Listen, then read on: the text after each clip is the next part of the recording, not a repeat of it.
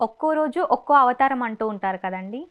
అంటే మొదటి రోజు, రెండవ రోజు ఇలా ఒక్కో రోజు ఒక్కో అవతారం ఉంటుంది. అలాగే నైవేద్యాలు ఒక్కో రోజు ఒక్కో నైవేద్యం ఉంటుంది. అలాగే అమ్మవారికి ధరించే చీర కానివ్వండి, ఒక్కో రోజు ఒక్కొక్క రంగుంటుంది. దాని గురించి ఒకసారి వివరించండి. తప్పకుండానండి. ఇది కూడా అనేక సాంప్రదాయాల్లో అనేక రకాలుగా ఉంటూ ఉంటుందండి. నన్ను కొంతమంది అడిగారు. చీరలు రకరకాల రంగుల చీరలు కట్టుకోవాల్సి ఉంటుందా అని చెప్పేసి. అంటే సహజంగా దుర్గాష్టమి నాడు ఎరుపని, హ్మ్. అదే విధంగా సరస్వతి పూజ నాడేమో తెలుపని, హ్మ్. ఈ విధంగా మన వాళ్ళు ధరించడం అనేటటువంటిది ఉంటుంది. దసరా రోజేమో బంగారు రంగు చీర ఆ హ్మ్. విధంగా. కావున ముఖ్యంగా పసుపు, ఎరుపు, తెలుపు, బంగారు రంగు ఎక్కువగా మనకి కనిపిస్తూ ఉన్నది.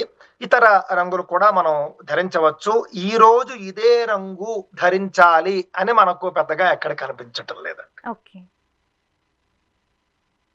ఇక నైవేద్యాల విషయానికొస్తే కనుక మనకు లలితా సహస్రనామంలో కొన్ని నైవేద్యాలు చెప్పారు.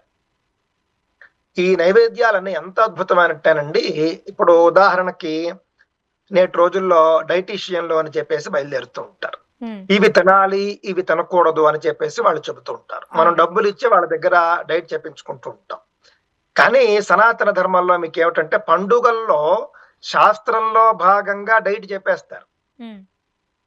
ఇప్పుడు మీరు చూసారనుకోండి 9 రోజులు ఒకసారి నేను మీకు 9 రకాల నైవేద్యాలని కూడా చదివి వినిపిస్తాను నేను మీకు. ఓకే. ఆహ్, ప పాయసాన్నము అని అంటాం మనం. పాయసాన్నం అంటే పరమాన్నం, పాలు హ్మ్. అవన్నీ కూడా వేసి చేస్తారు చూసారా? హ్మ్. పాయసాన్నం. అందులో పాలు, బెల్లము లేదా పంచదార, నెయ్యి, యాలకులు, జీడిపప్పు ఇవన్నీ వేస్తారు. హ్మ్. చాలా సుగంధ ద్రవ్యాలు కొంతమంది కుంకుమ పువ్వు కూడా వేస్తారు. హ్మ్. ఇది పాయసాన్నము అని పేరు. ఓకే. అదే విధంగా మీరు చూస్తే కనుక ఘృతౌదనం అని ఒకటి చేస్తారు. హ్మ్. అంటే నెయ్యి అన్నం. అదే విధంగా మనకి పొంగలి, చక్కెర పొంగలి, కట్టు పొంగలి, పులగము, పులిహార, అలాగే సర్వౌదనం అంటాం. అంటే కదంబం. అన్ని కూరలు వేసి చేస్తారు. చాలా అద్భుతంగా ఉంటుంది. అలాగే చిత్రాన్నము, హరిద్రాన్నము, హ్మ్. అలాగే తిలాన్నం, నువ్వులన్నం, గుడాన్నం అంటే కేవలం బెల్లంతో చేస్తారు. ఈ ఓకే. విధంగా చూసుకుంటే మీకు చాలా దధ్యోదనం ఒకటి. ఇందులో మీరు చూసుకుంటేనండి ప్రతి నైవేద్యంలోనూ కూడా అద్భుతమైనటువంటి న్యూట్రిషన్స్ ఉంటాయి. హ్మ్. అద్భుతమైనటువంటి విటమిన్స్ ఉంటాయి. బెల్లం, బెల్లంలో మంచి ఐరన్ ఉంటుంది. అది మీకు తెలుసు. దధ్యోదనం, చలవ, పాయసానం అంటే పావులు.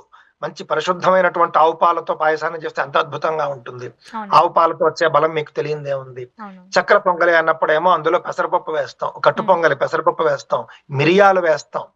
ఇందాక చెప్పినట్లుగా కుంకుమ పువ్వు, యాలకులు, కిస్మిసు ఈ విధంగా సకల మూలికల వంటి అనేక వస్తువులతో కలిపి నైవేద్యాలు తయారు చేస్తారు. హ్మ్. దధ్యోదనం అని చేస్తాం. అసలు చక్కగా వండితే ఎంతో బావుంటుంది దధ్యోదనం కూడా. అసలు వదలరు. ఈ దధ్యోదనం ఒకసారి తింటే చాలా బావుందనుకుంటాం మనం. ఈ విధంగా 9 రకాల నైవేద్యాలు మనకు కనిపిస్తూ హ్మ్. ఉన్నాయండి. ఈ 9 రకాల నైవేద్యాలు రోజుకొకటి చేస్తారు. ఓకే. రోజుకొకటి చేసినప్పుడు కొంతమంది రకరకాలుగా చేసుకుంటూ ఉంటారు. మొదటి రోజేమో పులగము, రెండో రోజు పరమాన్నమని, మూడో అంటే రోజేమో ఏ పులిహారని. ఏ నైవేద్యమైనా పెట్టొచ్చంటారా? బాల త్రిపుర సుందరి అంతేనండి. అవతారం శాస్త్రంలో వేసినప్పుడు ఈ చెప్పినటువంటి నైవేద్యమే పెట్టాలి అనేసి ఏమైనా రూల్ ఉందా అండి? అంటే అది పద్ధతి పాటిస్తున్నారు సాంప్రదాయము. ఫలానా ఓకే. రోజు ఫలానా నైవేద్యమే అని. హ్మ్. అది మనం చూసుకుంటే కనుక ప్రాంతీయ భేదాలున్నాయి. ఒక్కొక్క ప్రాంతంలో ఒక్కొక్క రకంగా చేస్తారు. ఓకే. సహజంగా మొదటి రోజేమో పాయసాన్నం కానీ, నెయ్యితో చేసేటటువంటి ఘృతాన్నం గాని చేస్తారు. హ్మ్. రెండో రోజు పులగాన్నం చేస్తారు. హ్మ్. మూడో రోజు కొబ్బరి అన్నం అని కూడా చేస్తారు. నాలుగో రోజు కదంబం. కదంబం అంటే సర్వౌదనం. ఓకే. ఐదో రోజు నిమ్మకాయ పులిహార చేస్తారు. హ్మ్. ఆరో రోజేమో ఈసారి కొంచెం ఒకరోజు ఎక్కువొచ్చింది కాబట్టి, ఆరో రోజు నువ్వుల అన్నం చేస్తారు. అదే విధంగా చక్కెర పొంగల్ చేస్తారు ఏడో రోజు. ఎనిమిదో రోజు చింతపండు పులిహార చేస్తారు. తొమ్మిదో రోజు మామూలు కట్టు పొంగల్ కానీ, లేకపోతే గుడాన్నం అంటాం. అంటే హ్మ్. బెల్లంతో చేసేటటువంటి అన్నం. చివరి రోజు దధ్యోదనం చేస్తారు. దధ్యోదనం శాంతి. అందుకని చివరి రోజు చేస్తారు. అంటే చలవ. మనకు కూడా చలవ కదండీ దధ్యోదనం. అవునండి. ఆ విధంగా చివరి రోజు దధ్యోదనం చేస్తారన్నమాటండి. ఈ ఓకే. విధంగా ఇప్పుడు మనం చెప్పుకున్నటువంటి పద్ధతిలో నైవేద్యాలు చేసుకుంటే మంచిది. గురువుగారు ఇప్పుడు అమ్మవారు అనంగానే ప్రతి ఒక్కరికి కూడా కుంకుమ రంగు, ఆకుపచ్చ రంగు ఇదే గుర్తొస్తుంది. కానీ ఇప్పుడున్న జనరేషన్‌లో ఈ చీర బాగుంది అమ్మవారికి పెడదాం అనేసి తీసుకెళ్తూ ఉంటారు. అందులో చాలా రకాల రంగులు వేస్తూ ఉంటారు అమ్మవారికి. ఇలా ఏ రంగు పడితే ఆ రంగు వేయకూడదు అని నియమాలేమైనా ఉన్నాయా అండి? అంటే సహజంగా బ్లాక్ తప్ప అన్ని మనం ధరింపజేయవచ్చు అమ్మవారికి. ఓకే. నలుపు మాత్రం మనం పెట్టమండి. నలుపు అనేది ధరించడం మనకి విశేషమైనటువంటి వ్రతాలు అంటే అయ్యప్ప స్వామి మాల, కాలభైరవుడు పూజ మొదలైన అతి తక్కువ వీటిలో తప్ప హ్మ్. ఈ యొక్క పూజల్లో ఎక్కడా కూడా నల్ల బట్ట వాడం. నలుపు రంగు అనేది అమ్మవారికి మనం పెట్టకూడదు ఒకటి. ఓకే.